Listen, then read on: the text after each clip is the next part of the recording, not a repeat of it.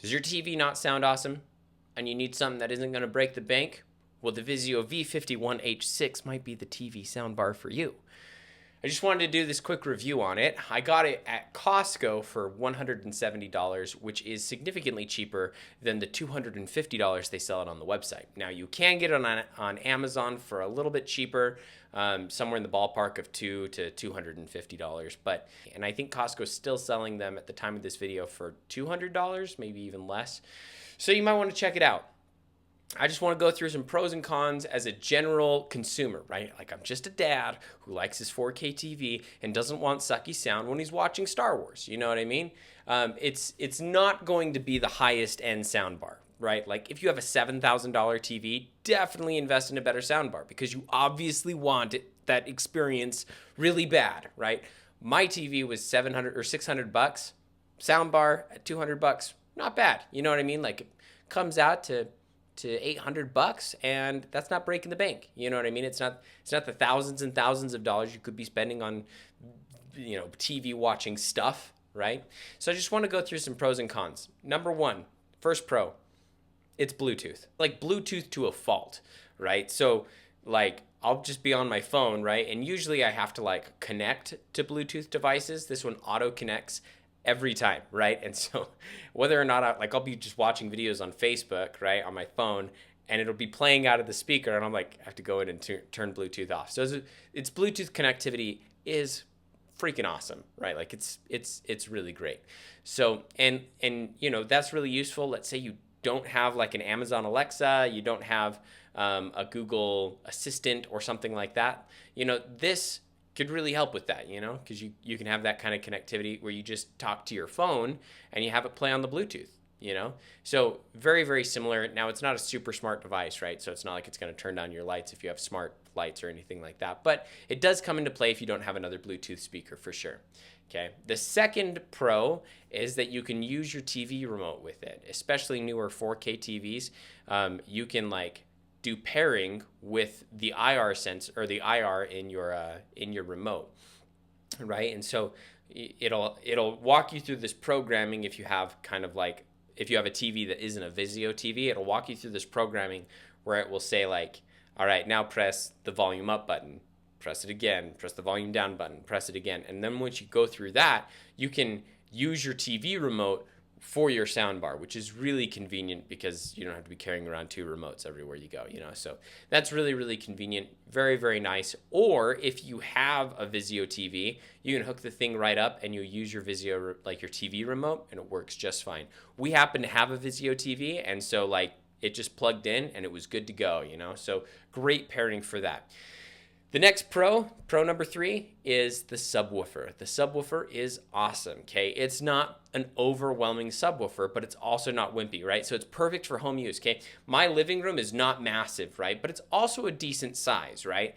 So the subwoofer is, I feel like, right in that happy medium for home entertainment, That it's you can turn it up and really take advantage of the bass, but generally speaking, it's just speaking of Star Wars, like I mentioned at the beginning of the video, right? Some ship is flying overhead, right? And you get that deep rumbling. But other than that, it comes into play, I feel like, in all the right times and in all the right ways through one of the default settings. And so I love the subwoofer for that reason. I think it's great for home use. Last pro that I'm going to mention now is that you can use it in surround sound or not. Both are good, right? I'm not a huge surround sound buff, right? And I have toddlers and babies that are going to be crawling all over the place and getting all over the speakers. So I'm not going to be doing that, right? We have our TV on one of those IKEA cubby things, right? And we have the subwoofer tucked in one of those cubbies, right? So it works out great there. And then we have the sound bar on the top of it. So I'm not huge into the whole surround sound thing, and it sounds great no matter what you do. So now let's talk about some of the cons. These are some of the things that I don't really like, right? And they're not deal breakers for me. Obviously, I bought it and I've kept it, so it's not a deal breaker for me, but I feel like these could be better, right? So number one, the first con, right? The sound profiles are they're okay, right? So when I mean sound profiles, you have default modes, right, that change the EQ on the soundbar, right? It has one of them called direct. We just use that one for everything: music, movies, games, whatever it is. we just use that one, right? So it has, I think, those 4 sound profiles. You have music, movies, games, and then you have direct. And music, movies, and games, I feel like they just muddle everything, right? So it may be good if you're into like non-lyrical music to use the music one, because it boosts the bass a little bit, brings out a little bit more of the middles, right? So you might be able to hear, some of the instruments you wouldn't hear as well otherwise. But it muddles the high EQs and it takes out a lot of the lyrics that way, right? So it takes out a lot of the vocals. And I'm not a huge fan of that, right? I like being able to understand what I'm listening to. If you're not that way, that's cool, whatever. You can also adjust any of these sound profiles if you want. And that's, I guess, one of the pros. And I should have mentioned that before.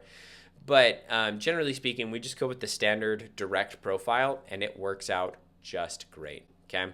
Another con is that the third-party remotes, they go up by 2s, right? So you have on a scale from 0 to 100, it goes up by 2, right? So it's really 1 to 50 is how the Vizio soundbar works when you're using it with a third-party remote. Now, if you're just using it on its own, right, and you've hooked it up and it's not connected to the actual TV itself, like its profile isn't connected to the TV and you're not using the TV remote, then it will go up by 1s, right? And I like that a lot better, but I don't want to be using the other remote the whole time, right? And so it's a bummer that it only goes up by 2s. Now, generally speaking, you can still get it to where it's not too loud, it's not too quiet, but I would like to be more exact with it, and that's kind of a bummer.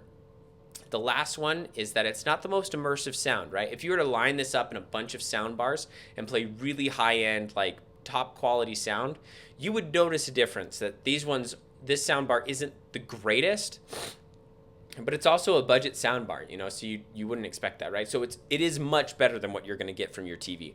Much, much better than what you're going to get from your TV. But I don't know if I would put it much above like a general like Bluetooth speaker, that's got a pretty good bass to it. I wouldn't put it much above that, right? So the question is like, is it really worth $250? I think so, but there might be people that don't think that, right? Because it's not super immersive, right? So would I recommend it to people? Yes, I would absolutely recommend it to people because I don't know that many people that are super huge movie watching enthusiasts, right? Like I wouldn't recommend this if you had an 8K 85-inch OLED TV, right, that costs $5,000, $7,000 or whatever it is. I wouldn't recommend it for that because obviously you want a different experience, right? Obviously you want to be super immersed in what you're watching or you wouldn't buy that TV, right? I have a 4K LCD TV which sound like it's just not great. And so the soundbar works perfectly for that, right? Don't buy it if you've got like a super expensive, super crazy TV. I think this thing is perfect for home use, right? It's even great if you've got like a theater. Let's say you have a basement, right? Or you have a theater room. I think this is really great for that too, right? It's just not the highest end and it's not the lowest end either. It's just a great budget soundbar that as a dad who just watches movies with his kids and his wife, like, it's perfect for me. You know what I mean? It's not crazy. I'm not spending thousands of dollars on a soundbar, and I will not do that because it's just not my shtick, right? But if you're like me, right, and you just want a good experience watching movies, this is really great. So thank you for watching my review.